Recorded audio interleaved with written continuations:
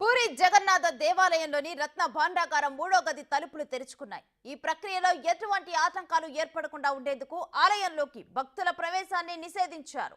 రత్న భాండాగారంలోని విలువైన ఆభరణాలను లోపలి ఛాంబర్ నుండి తాత్కాలిక స్ట్రాంగ్ రూమ్ కి తరలించనున్న నేపథ్యంలో అధికారులు ఈ నిర్ణయం తీసుకున్నారు.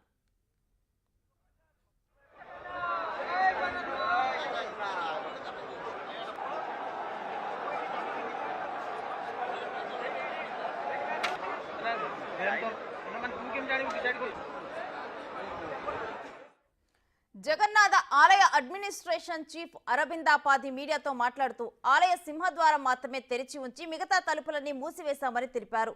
గత కొన్నేళ్లుగా భక్తులు స్వామివారికి సమర్పించిన విలువైన వస్తువులను ఆలయ సముదాయంలోని తాత్కాలిక స్ట్రాంగ్ రూమ్ లోకి తరలించినట్లు అరబిందాపాది తెలిపారు.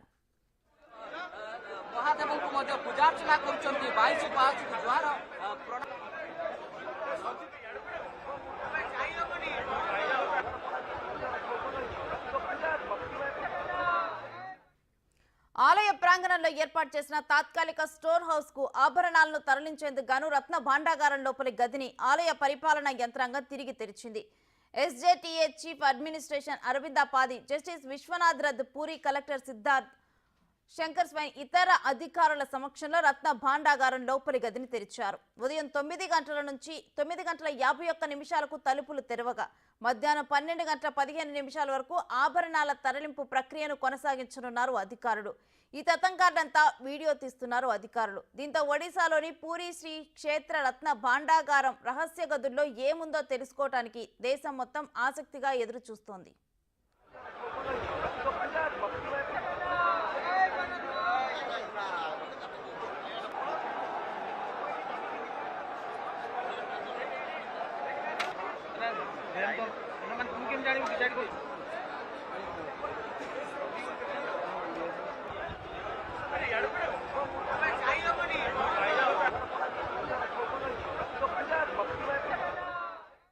ఈ నెల 14వ తేదీన భాండాగారంలోని తొలి 2 గదుల్లో ఉన్న పురుషోత్తముని సంపదను బయటకు తీసి స్ట్రాంగ్ రూమ్ కి పెద్ద పెద్ద పెట్టెల్లో తరలించారు అధికారులు.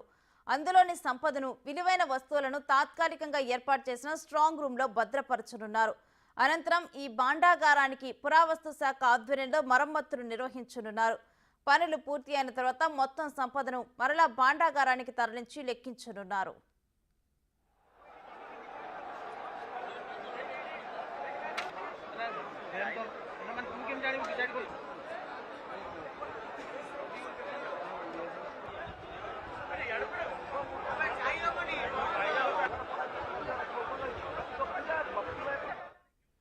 ఇక ఇదే అంశానికి సంబంధించి మరిన్ని డీటెయిల్స్ మా ప్రతినిధి శివ అందిస్తారు. శివ, పూరి జగన్నాథ టెంపుల్లో 3వ గదిలో ఏముంది అని చెప్పి కూడా మొత్తం భారతదేశం మొత్తం కూడా తెలుసుకోవాలని ఆసక్తిగా చూస్తున్నారు. అసలు డీటెయిల్స్ ఏ విధంగా ఉన్నాయి వీటిని భద్రపరచడం మీద? గత కొంతకాలంగా కూడా పూరి జగన్నాథుని ఆలయంలో ఈ క్షేత్ర రత్న భండాగారంలో ఏముంది అనే దానిపై కూడా ఉత్కంఠ కొనసాగుతుంది. దానికి సంబంధించి గత వారం అంటే 14వ తేదీన ఈ రత్న భాండాగారంలోని 2 గదులను ఓపెన్ చేసిన 11 మంది సభ్యుల బృందం మొత్తం దాంట్లో ఉన్న నిధులను, అంటే వజ్ర వైడూర్యాలను, ఇటు బంగారానికి సంబంధించి అంతా కూడా నిధులను ఒక పెట్లో భద్రపరిచి స్ట్రాంగ్ రూమ్లో ఉంచినట్లుగా తెలుస్తుంది. మరోవైపు ఈరోజు కూడా అంటే మంగళవారం మరొకసారి సమావేశమై ఈ 3వ గదికి సంబంధించి ఎప్పుడు ఓపెన్ చేయాలనే దానిపై కూడా ఒక నిర్ణయం తీసుకున్నారు. దానికి సంబంధించి ఈరోజు ఉదయం నుంచి కూడా ఆలయ ప్రవేశాన్ని సందర్శనకు వచ్చే వారందరూ కూడా, దర్శనానికి వచ్చే వారందరూ కూడా 8 గంటల నుంచి ఆపేశారు. ఇక ఉదయం 9:51 నుంచి 12:15 మధ్య శుభముహూర్తం ఉన్న నేపథ్యంలో ఈ రహస్య గదిని, 3వ గదిని ఓపెన్ చేశారు. ఓపెన్ చేసి దాంట్లో ఉన్న ఏదైతే ఆభరణాలు ఉన్నాయో ఆభరణాలకు సంబంధించి కానీ, అంటే గత కొంతకాలంగా కూడా ఈ రహస్య గదుల్లో ఏమున్నాయి, ఎంత మేర ఆస్తులు అని సంబంధించి విలువైన వజ్రాలు వైడూర్యాలు ఉన్నాయో, గతంలో ఏదేదో ఈ శ్రీ